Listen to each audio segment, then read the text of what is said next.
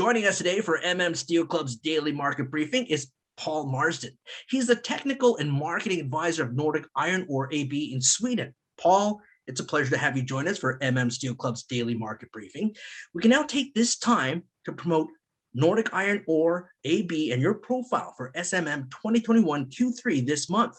Let's discuss the steel industry and the current demand recovery from the COVID-19 pandemic. Can you describe the current market situation that is currently trending in the European market? Good morning to you as well, Neil, and thank you very much for inviting me to speak today. The European market for iron ore and steel has sort of slowly been recovering from the COVID pandemic, and I guess demand is going up as the steel demand goes up, so obviously there's the iron ore demand. But I think the influences are really tending to come from Asia, as you might imagine, and the Chinese market and what's happening there. We've seen rapid recovery in the Chinese market, Chinese demand in the last year or so, and the iron ore prices are reflected there. We've seen the changes in demand for the iron ore quality types, so there's a bigger demand as we move slowly at the minute, but quickly soon towards carbonless steelmaking. So I think there's a quality demand, there's environmental pressures going on in China as well, of course. So one of the ways of meeting the emissions is to reduce the lower quality iron ores that they're using. The influence on Europe is less clear, but certainly there's a recovery going on there. And in Europe, there's a big change going on. There's a lot of searching for the best routes for making carbonless steel, and a lot of activity by companies directly in steel making and outside now, making hydrogen and so on. So yeah, it's really interesting times.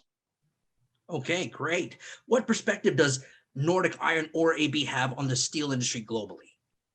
Yeah, I think, well, Nordic Iron Ore is in this development, and we're just at a point where we are looking for financing to bring the product to the market. But we're looking at making some of the highest quality iron ore in the world, up to 71% iron. So it's in small volumes initially, but we're looking to grow the company sort of organically.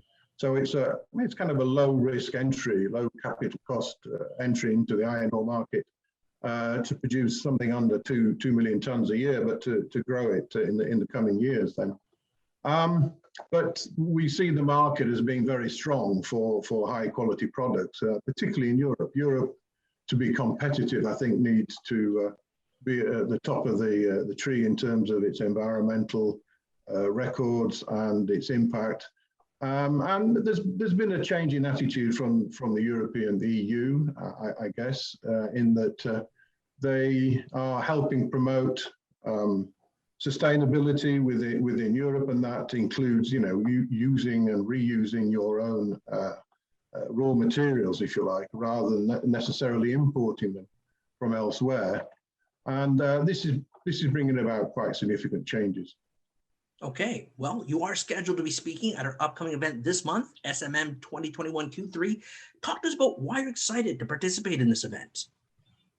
Yeah, I think it's a really exciting time within the industry. I think that the technical changes are not revolutionary exactly, but they're something that's happening in the steel market that and usually they're pouring lots of money and resources into, and the impact of environmental and health and safety and other features it's had on the required really by the investors to change the industry and move it forward significantly.